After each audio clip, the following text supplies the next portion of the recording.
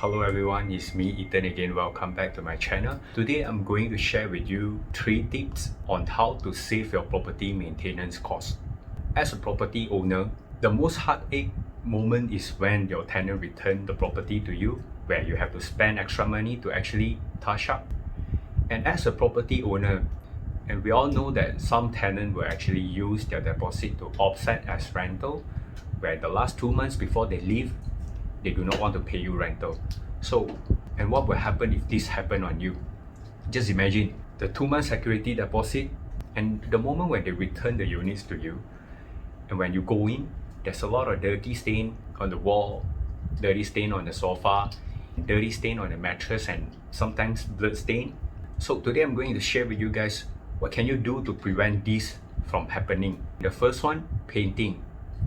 And as a property agent myself, I've rented out so many units before, and I can tell you that maybe 9 out of 10 will actually use Gross Paint to paint their house.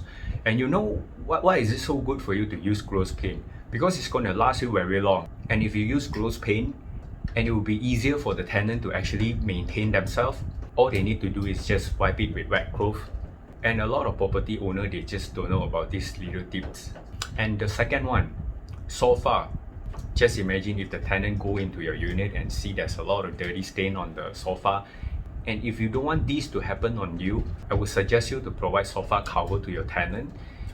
It won't cost you a lot of money. You can actually get it from Lazada for 30 to 50 ringgit. So don't try to save on all these things.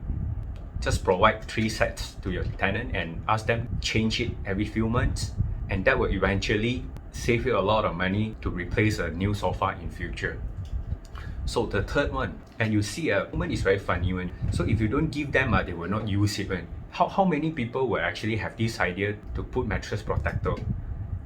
And I've seen a lot of tenants, they actually have no idea what mattress protector is until I tell them.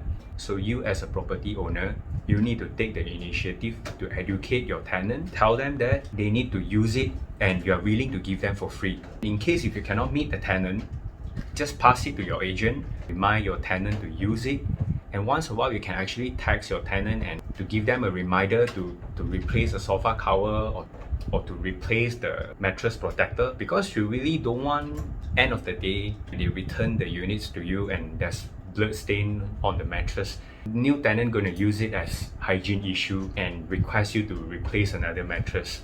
And this is the 3 tips that I want to share with you today. I hope you can share this video with your friends, and hope you can like, share and subscribe to my YouTube channel. See you in my next video. Peace.